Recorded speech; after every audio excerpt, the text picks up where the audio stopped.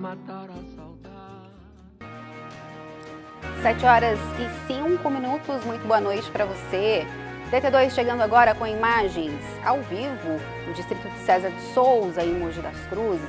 Sexta-feira, 1º de maio, feriado, o Dia do Trabalhador. Agora faz 22 graus. Vem com a gente que o DT2 já está no ar.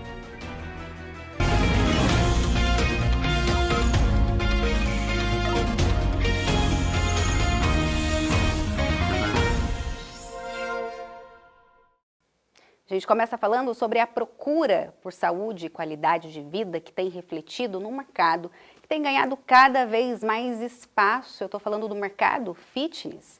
Aqui na região tem muita gente apostando aí nesse nicho.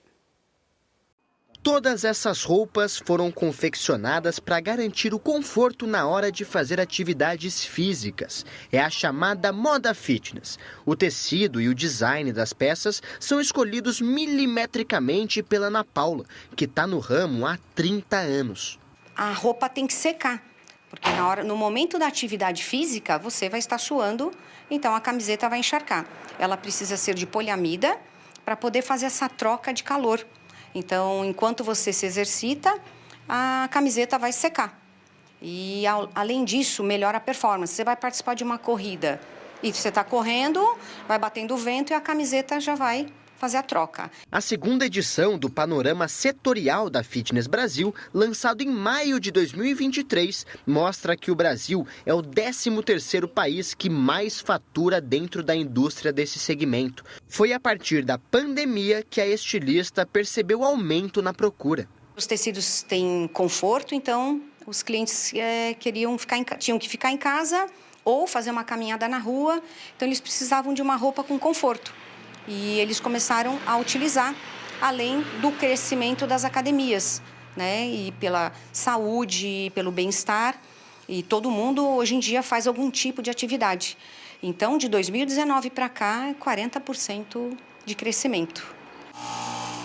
E a produção é própria, inclusive exporta para vários cantos do mundo, o que, segundo ela, evidencia um interesse global maior no setor. Nós temos 2 marcas próprias e também exportamos, né? São 9 países. E também fazemos private label, fazemos a marca das pessoas. E estamos no mercado há 30 anos, atendendo um público voltado ao fitness mesmo. Fitness e o casual, porque hoje todo mundo usa na rua. O panorama também revela que na região sudeste, São Paulo é o estado com a maior quantidade de estabelecimentos na área esportiva. Ao todo, são quase 50 mil. A Angélica tem uma loja no centro de Mogi das Cruzes. No começo, trabalhava apenas com a parte dos grãos, mas com o tempo, a demanda por suplementos cresceu. Então, viu ali uma oportunidade de mercado. A demanda ela tem sido cada vez mais alta, né? E os próprios consumidores, os próprios clientes, eles vêm até a loja e eles começaram a ter essa procura. Então aí a gente começou a introduzir. Primeiro começou com uma marca e em seguida a gente foi colocando as demais marcas, né? Então hoje a gente tem bastante variedade de opções. E foi a decisão certa. De acordo com a lojista, isso fez com que novos clientes começassem a frequentar o lugar. E quem procurava apenas uma coisa, ao ter contato com outros tipos de produto, fazia uma compra maior. A pessoa que ela faz academia, ela quer uma vida mais saudável.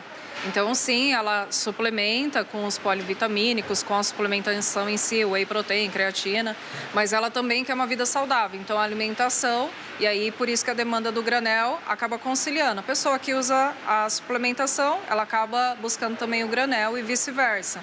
É um mercado amplo que conecta diferentes tipos de comércio. Ainda assim, a saúde e a beleza são pontos em comum. A gente faz parcerias muito com academias, salão de beleza, porque a mulher hoje ela vai procurar a beleza por fora, mas ela também quer nutrir o corpo de maneira por dentro, que é a maneira mais inteligente, né?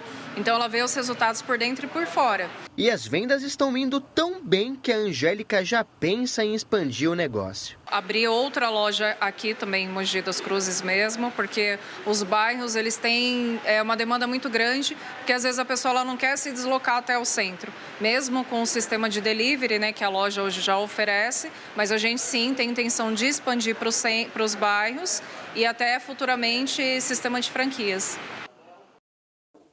A gente continua falando aí de economia, para quem tem o costume de investir, agora é possível fazer a portabilidade dos investimentos sem precisar resgatar os valores. Assunto para o Everton Tertônio, que vai explicar tudo para a gente, né, Everton? Boa noite para você. Oi, Paula, ótima noite a você e a todo mundo que acompanha o Diário TV segunda edição nessa sexta-feira de feriado. E é isso mesmo, né? Ficou um pouquinho menos desburocratizado, ficou menos burocrático todo esse processo. E quando a gente fala de investimento, vale lembrar que tudo isso tem que ser feito com muita responsabilidade. Mas olha, para tirar algumas dicas, algumas dúvidas do pessoal de casa, eu estou aqui com o Edmilson Duarte, que é educador financeiro. Seja bem-vindo ao DT2, ótima noite. Conta pra gente o que muda agora com esse processo. Fica mais fácil, de fato? Perfeito, Everton. Boa noite para todos. Fica mais fácil, porque antes era todo tipo de jeito que você fazia. Então, cada corretora, cada banco podia fazer de uma forma diferente. Então, agora a gente centraliza esse processo numa única operação. É muito mais fácil dentro ali da B3. E agora cada banco vai tentando ali puxar o cliente para o seu lado, né? Isso estimula então a concorrência entre os bancos? Perfeito. Estimula porque o banco ele não tem mais aquela questão de travar o cliente na burocracia. Ele realmente vai ter que ter atrativos reais de atendimento para poder trazer mais benefício para o cliente e fica mais fácil, a concorrência acaba sendo melhor. Ainda nessa questão da facilitação, como era feito antes esse processo? Ele era mais demorado, era mais chatinho de fazer? Era bastante burocrático. Antigamente tinha até corretoras, bancos que faziam isso na mão, papel mesmo, assinatura, levava até o cliente. Então você imagina pessoas com mais idade, com dificuldade ali de entender o processo. Então sim, era muito mais burocrático. E cada corretora às vezes tinha o seu jeito de fazer a transferência de uma para outra. Então isso acabava prejudicando bastante o processo. E quando pode ser interessante para quem está em casa de repente fazer essa transferência? Normalmente tem alguns pontos que podem ser interessantes. Através da forma de atendimento, e aí é sobre relacionamento com o seu assessor, com a sua corretora. As vantagens de produtos não faz tanta diferença, porque de fato você está trocando de uma corretora para outra e é só a troca de custódia. Então o ativo ele é o mesmo. Ele não tem nenhum benefício, porque você não faz um saque, não tem dedução, não tem taxas diferentes. Então a troca de uma transferência de ativo, ela não acontece, mas de uma corretora para outra ela acaba acontecendo. Então de fato é vantagem em relacionamento, plataforma, é essa concorrência de formas de atendimento que faz a diferença no final das contas para o cliente final. Mas precisa se atentar a alguns detalhes para não ficar no prejuízo. Sim. Porque existem aquelas propagandas enganosas que vão ali te ofertar alguma coisa que para o leigo pode parecer muito boa, mas no final ali nas minúcias, na verdade não é isso. Vai ter ali só aquela coisa para te enganar e te atrair. No final das contas vai ser a mesma coisa ou até mesmo um prejuízo para você em estar ali por conta de plataforma, até risco de operação dependendo do tipo de banco. A gente tem visto muitos problemas nos bancos nesses últimos tempos, então a dica fica para vocês usarem sempre bancos bem fortes em grandes instituições. Com certeza isso faz diferença para a sua proteção do seu dinheiro. E para quem quer começar a investir, o que precisa ficar de olho? Quais são as dicas? Para quem quer começar a investir, a primeira coisa, conhecimento a gente tem bastante, em todos os lugares, a gente está na era da informação, não tem como. Mas é importante que você tenha confiança e trabalhe sabendo exatamente por onde você vai começar, principalmente começando por uma reserva de emergência. Você nunca vai pegar e investir primeiro sem ter essa reserva. E para começar a ter essa reserva, é importante que você saiba quais os tipos de investimento que você vai aplicar, tá bom? Tá certo, muito obrigado pela sua participação aqui com a gente, Edmilson. Tá aí então, Paula, as dicas, né, as orientações então para quem quer começar a investir, a entrar nesse mundo do mercado financeiro, mas também, novamente, a responsabilidade ela é importante e, claro, agora o sistema agora de transferência, né, do investimento ficou mais fácil, o acesso, todo esse processo foi facilitado. Volto contigo. Tá certo, Everton. Obrigada, boa noite aí para você. Até já já, na verdade, já te chamo. E ó, vamos falar agora de concurso público. Tem seleção com inscrições abertas lá em Santa Isabel. A Vitória Borelli vai estar ao vivo aqui com a gente e vai trazer todos os detalhes, né, Vitória? Boa noite aí para você. Boa noite, Paula, e para todo mundo que acompanha o DT2. Esse concurso público é para vagas na Câmara Municipal de Santa Isabel. São 3 cargos para cadastro reserva e 1 cargo para contratação imediata. A nossa produção preparou uma arte para explicar melhor para você como funcionam essas vagas. Acompanhe aí comigo. Para cadastro reserva, os cargos disponíveis são para recepcionista, que exige ensino fundamental, assistente legislativo e auxiliar legislativo, que exige ensino médio. Para início imediato está disponível o cargo de contratador interno, que exige ensino superior. Os salários variam entre R$ 5.100 e R$ 10.600. As inscrições devem ser feitas pela internet no site institutoaplicativa.org.br até o dia 25 de maio. E os valores de taxa de inscrição são R$ 45 para ensino fundamental, R$ 60 para cargo de ensino médio e R$ 70 para ensino superior. As provas objetivas e dissertativas serão realizadas no dia 14 de junho. O prazo de validade desse concurso público é de 2 anos, né? E a contar da data de homologação desse concurso, podendo prorrogar aí por mais 2 anos, a depender da Câmara Municipal de Santa Isabel. Paula, eu volto com você. Tá certo, Vitória. Obrigada. Bom descanso, boa noite aí para vocês. Vamos para o intervalo, gente. Na volta, a gente fala sobre uma novidade que começou a valer hoje para tirar a CNH. Já dá para fazer a prova prática com um carro particular. Você vai ficar com imagens ao vivo do bairro do Socorro, em Mogi das Cruzes. O DT2 volta já já.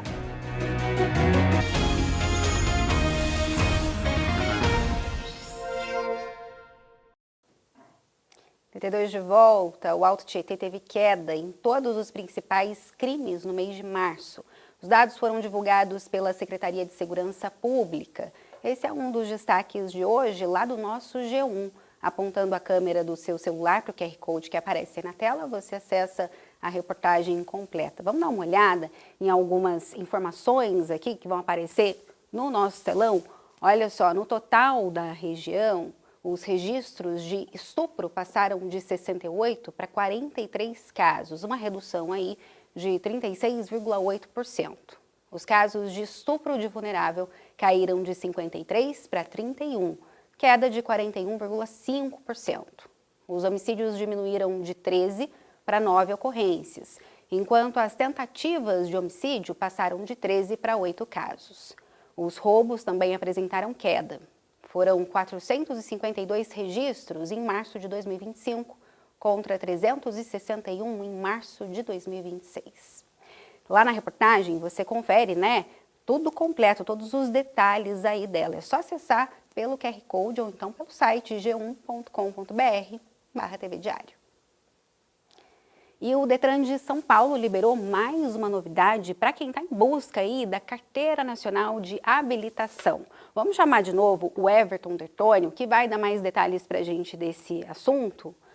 Boa noite, Everton, de novo para você. Essa mudança, essa novidade tem a ver com a prova prática, é isso? Oi, Paula, é isso mesmo. Tem sim, olha só. De acordo com o Detran, na verdade, sim, o Detran liberou a partir de hoje em todo o estado de São Paulo o agendamento de exames práticos com o uso do veículo próprio. Essa medida ela atende a uma resolução do Conselho Nacional de Trânsito, CONTRAN, e passa agora a integrar o processo de habilitação no estado. O cidadão de todas as cidades daqui do estado de São Paulo passa a ter mais flexibilidade para escolher a data e o veículo da sua preferência para realizar a prova. Com a mudança, Paulo, o candidato à Carteira Nacional de Habilitação pode utilizar veículo próprio devidamente licenciado e em bom estado de conservação. No caso dos carros próprios, é preciso fixar uma faixa branca removível com a inscrição Autoescola na cor preta, de 20 centímetros de largura ao longo da carroceria e a meia altura. O agendamento é feito diretamente pelo portal do Detran no endereço detran.sp.gov.br, na opção Agendar exame prático de direção veicular, mediante disponibilidade e o pagamento da taxa de R$ 52,83. Para quem ainda tem alguma dúvida sobre as novas normas para obtenção da CNH, é só consultar o portal da CNH Paulista. Ali vão estar detalhadas todas as informações e o passo a passo para os procedimentos necessários. Essas são as informações, então, as mudanças na Carteira Nacional de Habilitação. Paula, volto contigo. Tá certo, Everton. Agora sim, boa noite, bom descanso aí para vocês. E agora a gente fala, gente, de eleições. Se você tem alguma pendência com a Justiça Eleitoral, o prazo para colocar tudo em dia e ficar habilitado para votar em outubro termina na próxima semana. E os cartórios eleitorais estão com um esquema aí especial para atender os eleitores. O Guilherme Alves tem todos os detalhes. O prazo para regularizar a sua situação com a Justiça Eleitoral e ter o direito a votar nas eleições deste ano acaba no dia 6 de maio. De hoje, feriado, até o dia 6, os cartórios eleitorais da região estão no horário estendido para que você possa aí deixar todos os documentos em dia. E quem explica melhor para a gente é o Walter, ele aqui é auxiliar de cartório, seja muito bem-vindo. Quais são os serviços que a população pode vir fazer e precisa fazer para garantir esse direito ao voto? Qualquer tipo de regularização no título pode ser feita aqui com a gente. E também o primeiro título, que seria o alistamento eleitoral. Para os jovens até 18 anos, pode vir fazer também, trazendo sempre o documento original com foto e comprovante de endereço. Algo que é muito importante para a Justiça Eleitoral é a biometria, né? Muita gente ainda não tem e é preciso fazer. Sim, essa biometria ainda não é obrigatória para votar. Quem não tem e está regular não precisa vir para fazer a biometria para votar, tá? Mas quem vem aqui no atendimento já é feita a coleta da biometria já para ficar tudo regularizado. E aí aqui, durante esses dias, pode também trocar a zona eleitoral, cidade, como funciona? Sim, os serviços que são oferecidos é troca de local de votação dentro da própria cidade, a transferência do título, títulos que são de fora da cidade, é feita também a transferência, o alistamento, como eu já disse, né, que é o primeiro título, e a regularização de quem tem débito, quem não votou, e esse tipo de serviço que a gente faz aqui. É sempre importante pagar uma multa se tiver e justificar a falta. Exatamente. A justificativa não é mais feita porque já passou o período. Aí a regularização sempre é mediante o pagamento da multa. Mas isso é feito aqui também, via Pix, então é tudo bem facilitado para o eleitorado. Então, para esses próximos dias, hoje o atendimento já se encerrou. Sábado e domingo, o horário é diferente de segunda a terça. Sábado e domingo também, estaremos trabalhando das 9 às 15. Segunda, terça e quarta, horário estendido das 9 às 17. Segunda, terça e quarta. Lembrando sempre que o último dia é dia 6 de maio, quarta-feira. Importante sempre trazer os documentos. Sempre com documento original com foto, principalmente, e comprovante de endereço. Perfeito, Walter. Obrigado pela sua participação. Então, você que precisa regularizar a sua situação com a Justiça Eleitoral, aproveite, então, esse período até o dia 6 de maio para ficar ok e nas eleições deste ano você ter o direito ao voto. Guilherme Alves, para o Diário TV. E olha, recado agora importante em relação à saúde. A partir da próxima segunda-feira, em Mogi das Cruzes, a UBS Vila Nova Aparecida vai passar por reformas. E aí, por conta disso, a unidade será temporariamente fechada. Os atendimentos serão redirecionados para outras unidades. De acordo com a Prefeitura, a população pode procurar aí as UBSs da Ponte Grande, Botujuru e Vila Natal. Vamos para o intervalo? No próximo bloco tem a previsão do tempo para esse sábado aqui no Alto Tietê. As temperaturas devem cair aos poucos até domingo. A gente também vai falar dos profissionais que trabalham com jogos digitais. Um nicho de mercado que agora é considerado aí como ocupação formal. Agora, 7 horas e 25 minutos, o DT2 volta já já.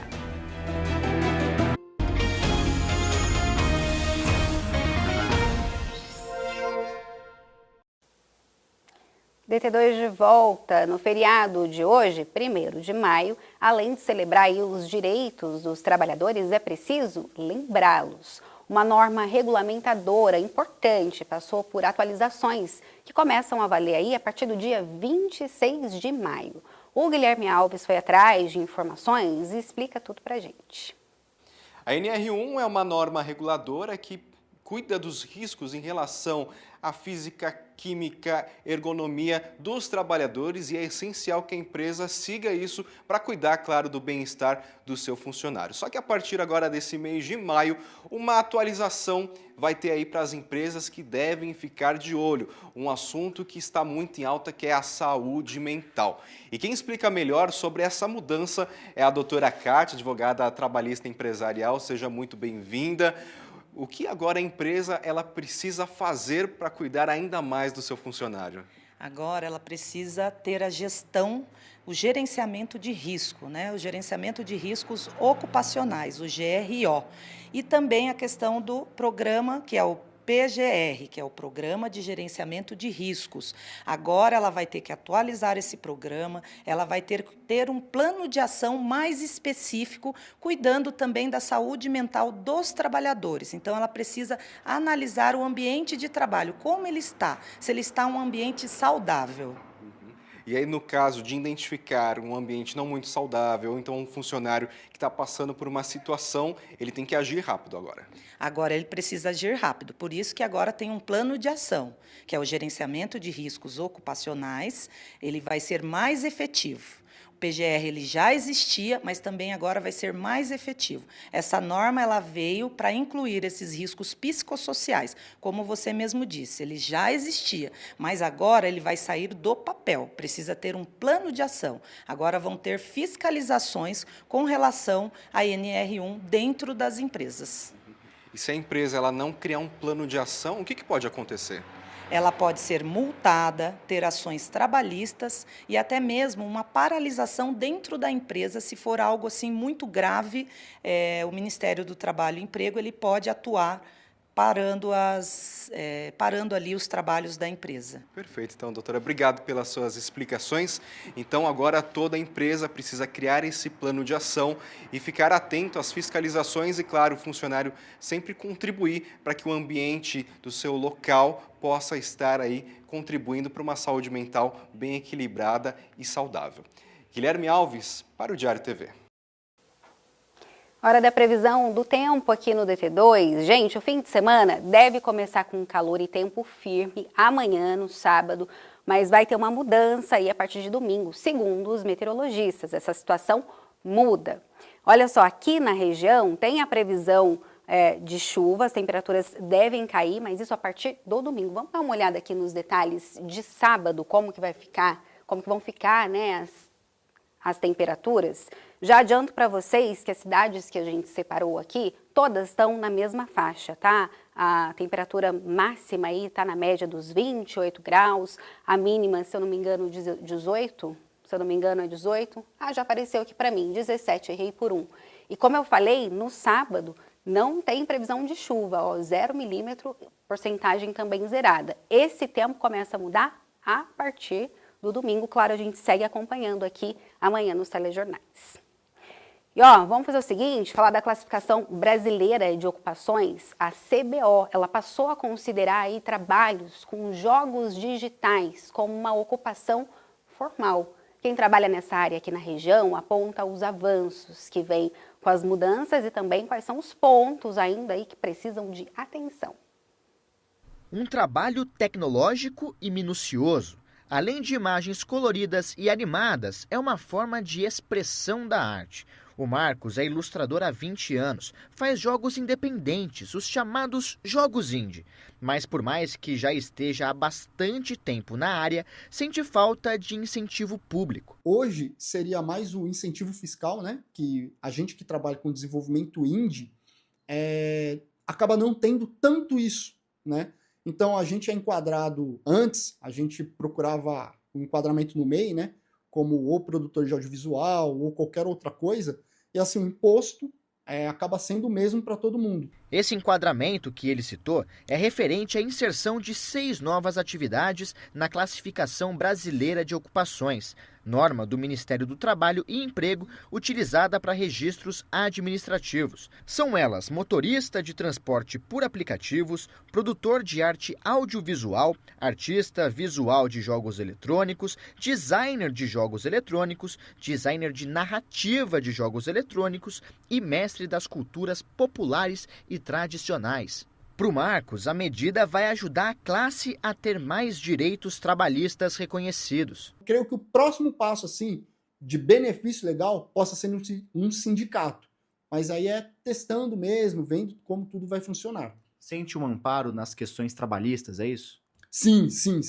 Porque agora creio que não vai ter tanto acúmulo de função. Porque se é contratado, por exemplo, como ilustrador de jogos, você acaba fazendo até coisas que não é relacionado a jogos. Tipo, acaba pegando a coisa de publicidade, né, e propaganda e, putz, tá certo, às vezes é ilustração, ou às vezes é programação, alguma coisa ligada, mas são especialidades muito diferentes. Então, o cara que estudou para game, não necessariamente ele sabe fazer ali uma peça para propaganda. O Luiz também trabalha com desenvolvimento de jogos eletrônicos. É um mercado que, segundo ele, ainda está engatinhando no Brasil. Mas com a entrada dessas profissões no CBO, a tendência é que a vida de quem atua nessa área seja facilitada. Eu consigo mais clientes, eu consigo fazer freelancers oficializado agora, né, lançando nota, isso facilita bastante o meu serviço. Ele enxerga a decisão como uma maneira de fomentar a cultura e jogar holofotes em um nicho que ainda tem muita mistificação sobre como de fato funciona e sobre como fazer com que seja rentável financeiramente. Os alunos que fazem, por exemplo, cursos de design ou cursos de tecnologia, eles começam a olhar isso como uma profissão possível.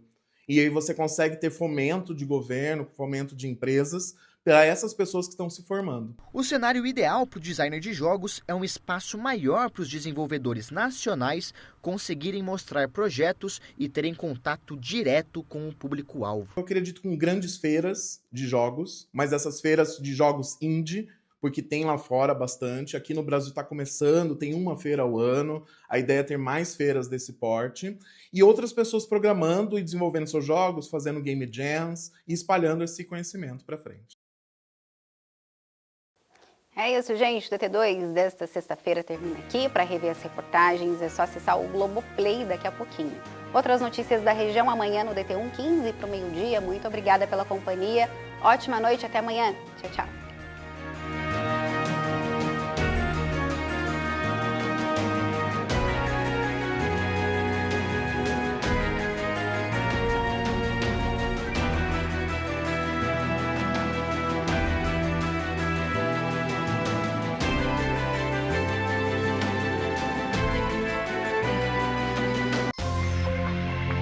CYB 901, TV Diário, Canal 19 UHF, Mogi das Cruzes.